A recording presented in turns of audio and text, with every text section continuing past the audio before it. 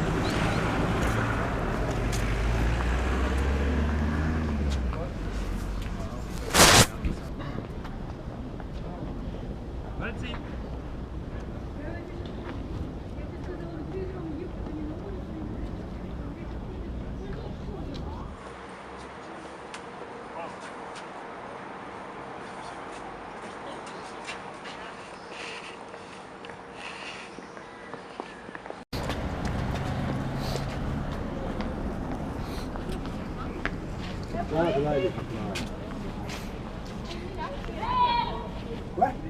Ko? To tev silda atpakaļ? Jā, bet labi stāst. Tas mazais arī stāst. Ap divi ir vieslīgi? Nu labi.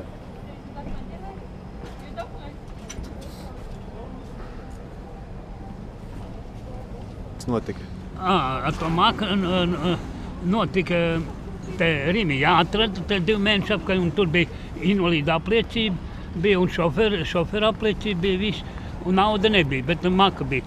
Es paņēmu, es aizgāju uz Alunānu parku, te Jālgavā. Jā. Un viņam piezvanīja, un viņš izteicās ļoti labi, ka jūs paņemat. Es saku, jā, jo tur tā maka bija tāda diezgan liela, tāda. Vārds sakot, tāda aizdomīga bija, domā, vai kas tur iekšā, vai dokumenti, vai kaut kas tiešām dokumenti bija. Jā. Bet nauda bija izņemta ārā. Tikai bija karājās tur toaletē, un es paņēmu, un es tā piezvanīju.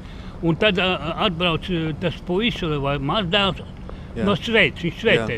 Un kas notikās tālāk? Un tā es viņam iedevu, viņš bija pateicīgs, un 5 Latvijas vietā iedevu man 10. 10 Latvijas. Tas vēl bija Latvijas. Jauks cilvēks, jā? Jā, jauks cilvēks. Jūs arī jauks, ja tā?